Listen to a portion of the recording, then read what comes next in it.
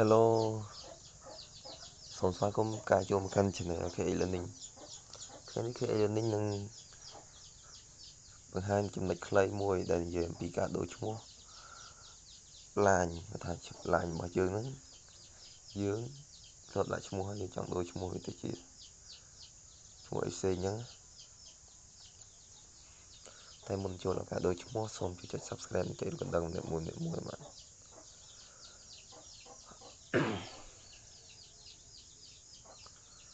line គឺជា social network មួយដែលមានអ្នកលេងច្រើនហើយមាន sticker ស្អាតៗជាច្រើនហើយដើម្បីដូរឈ្មោះរបស់វាបានតោះយើងទៅតាមបានទស្សនៈរបស់គ្នាយើងចុចលើ line មកបាទយើងចូលដល់ចំណុចនេះដល់ចំណុចនេះយើងរកពាក្យថា more នេះមក more នេះ more នេះសញ្ញាអុច3ត្រេនេះ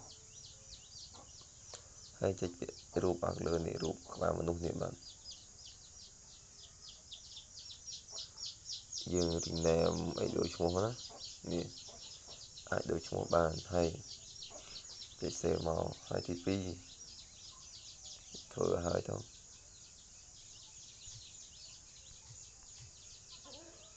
ដូចដល់ទៅអញ្ចឹងអូខេហើយចុច save state យើងមិនរើសទេអត់ជិលនិយាយពីការដូចឈ្មោះទេដូចស្ដីក៏យើងអាចសិតបានដែរយើងអាចសិតបានខ្ញុំដាក់នេះចុះ9ចុះចូលពេកវិធីទី2ដើម្បីដូរឈ្មោះបានយើងចុចកន្លែង friend នេះហើយយើងស្រួលឡើងលើខាងលើ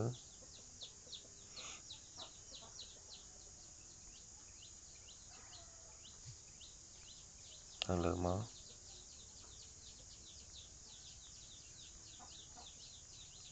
តមើលពាក្យថានេះខាងលើនេះស៊ីថនផននេះដូរអាហ្នឹងមកចុចលើវាមកហើយ edit profile អូខេយើងអាច edit បានចុចលើកន្លែង display name ហ្នឹងហើយ edit ទៅខ្ញុំដាក់ផនស៊ីថនអញ្ចឹងអូខេបណ្ដោះ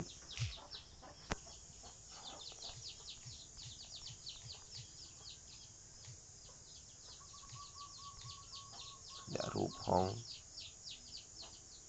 ដាក់រូបអញ្ចឹងដល់ណាsave មកអូខេជាស្រេច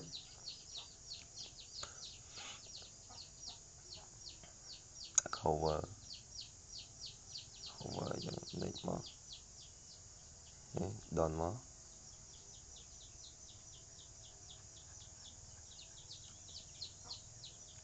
ហើយនេះយើងអាចដូរ cover បានអូខេដូរ cover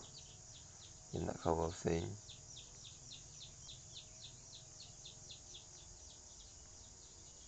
ដាក់ហ្នឹងទេ cover គឺដាក់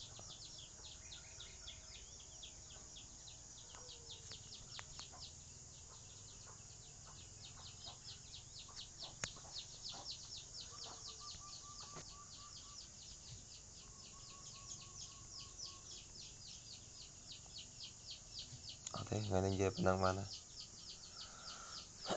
ចាំវីដេអូក្រោយនឹងនិយាយពីការដូរ cover និងដាក់ photo ក្នុង line បាទអរគុណក្នុងការតាមដានទស្សនាអំពីដែលនិយាយវីដេអូដែលនិយាយអំពីការដូរឈ្មោះ line account line របស់យើងបាទសូមអរគុណការតាមដានទស្សនាហើយកុំភ្លេចចុច Subscribe និងចុចរូបកណ្ដឹងម្នាក់មួយបានទទួលបានវីដេអូថ្មីដែលនិយាយពីលឺតិចតួចបាទអរគុណបាយបាយ